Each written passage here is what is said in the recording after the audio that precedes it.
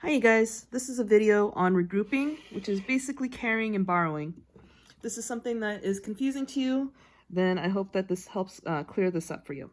So let's start off with the first example. Example 1, you have 325 plus 17. What I want us to understand is that when you see this 3, it's not a 3.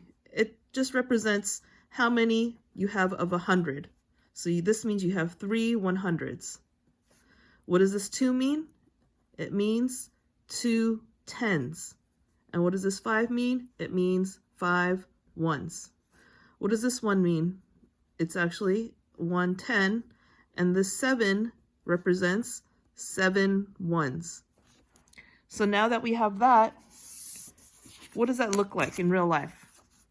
Well, we have 1, 2, 3 100s.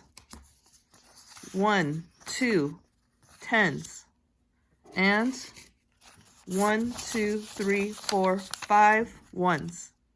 If we're going to add 17, then when we say 325 plus 17, it means we're going to start with the 1s. 7 1s plus 5 1s. So here's a 10 for the 17. 1, 2, 3, 4, 5, 6, 7 1s. What does that look like? We have 7 1s and 5 1s. 1, 2, 3, 4, 5, 6, 7, 8, 9, 10, 11, 12. 7 plus 5 is 12. What we do is we take out the 10. 1, 2, 3, 4, 5, 6, 7, 8, 9, 10, and we're left with 2 1s. That makes sense because the number 12 has 2 1s and 1 10. So that's what carrying means. It means we're going to take those 10s and we're going to turn them into a single 10. So now in our answer, we're going to have a 2. We take that 10 from the 12 and we add it into the tens place. We had the original 10 here from the 20, 320, 2. We have the 110 from the 17, and we have an additional 10 from that 12 that we made. So now we have 4 10s. 1, 2, 3, 4. And the 300 just stays 300, so it becomes 342. So what is carrying? It basically means when a 10 is made here, 10 here makes 1 in the next place value. A 10 makes 110, and we turn that into a 1 that goes in the tens place, and that's why we carry. I'm going to spend more time on subtraction because a lot of times that's where people get really confused. So the next example, example 2.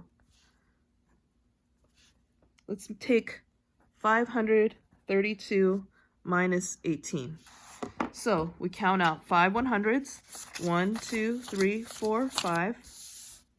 We count out 3 10s, 1, 2, 3, 3 10s. And then we count out 2 1s, 2 1s. All right, if we're going to subtract 18 right off the bat, can I take 8 out of these 2? No, that's not possible. I can't take out more than there is. So what we're going to do is we're going to take out the 10, and we're going to turn them into 10 1s. 1, 2, 3, 4, 5, 6, 7, 8, 9, 10. So now, how many do I have? Well, I took out one of the 10s.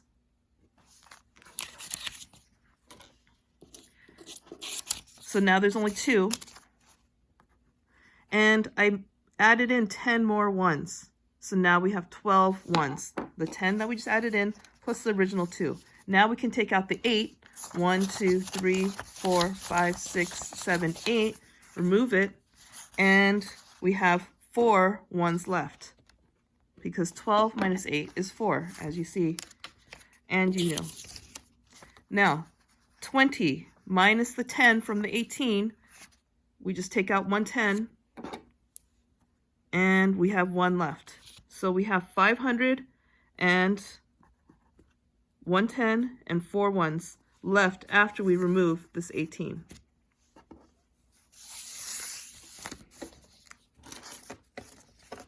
All right, next example, 700 minus 8.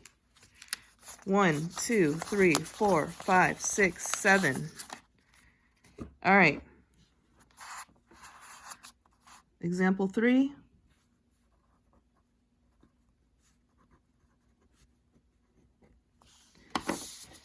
How can we take 8 out of 700? Well, basically we need some ones. We don't have any ones, so we need some. But we don't have any 10s to borrow from, so we have to borrow from the 100. If you have 7 100s and you take 1 out, you're going to have 6 left over. How many 10s does 100 make? 10 10s, because our number system is based on 10s. 1, 2, 3, 4, 5, 6, 7, 8, 9, and 10. So now we have 6 100s and 10 10s. Now that we have 10s, we can take one of them out and turn them into ones. So now instead of 10 10s, we have 9 10s. And we have 10 ones. 1, 2, 3, 4, 5, 6, 7, 8, 9, 10. And now from this 10, we can take out the 8s. 1, 2, 3, 4, 5, 6, 7, 8. And we have 2 ones. 10 minus 8 is 2.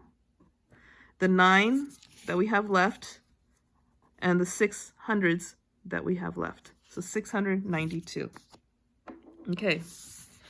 Now, what I want to do is the challenge problem here, which is example 4. 400 minus 1.12, or 1200ths. Okay, so when you're adding and subtracting with decimals, remember that you have to add in the decimal on the end of the whole number, and then line up the decimals. Put in the placeholder zeros and subtract. Here we have 400, so that means 1, 2, 3, 4 100s. However, we need to take out 1200ths, which are pennies. How do we take out 2 pennies from here? Well, again, we have to borrow. Take out 1 100. That turns that into 3 100s. What does that equal? 10 10s. 1, 2, 3, 4, 5, 6, 7, 8, 9, 10. 10 10s now. This is still equal to $400. It's just 3 100s and 10 10s equals another 100. This is still $400. Now, we're going to take one of these 10s and turn it into 10 ones. Instead of 10 10s, we now have 9 10s, and we're going to turn it into 10 ones. 1, 2, 3, 4, 5, 6, 7, 8, 9, 10. Okay, what do we do from here? Basically, we're going to take out one of the ones, and it's going to turn into 10 dimes. 10, 20, 30, 40, 50, 60, 70, 80, 90, and 100 cents equals $1.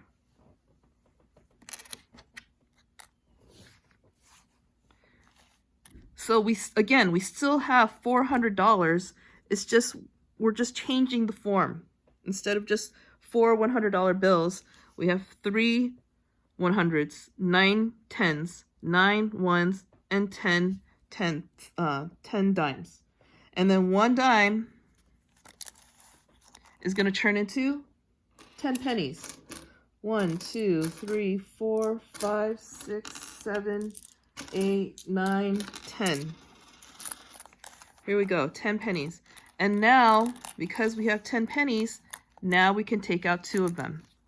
2 pennies here equals, sorry, this is a 9, this is a 10.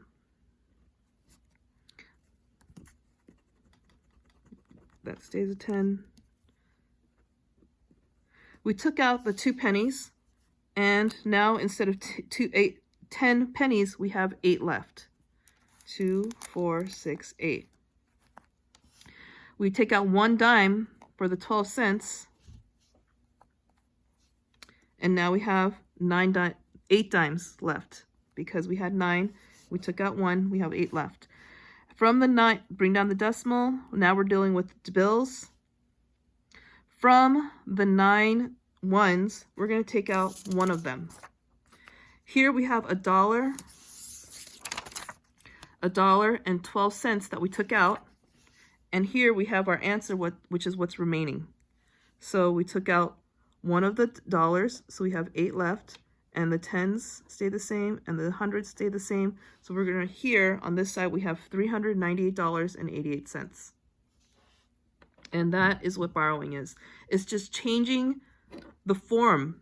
Instead of having 1 100, it just turns into 10 tens, which is still 100. It's just in tens now instead of hundreds.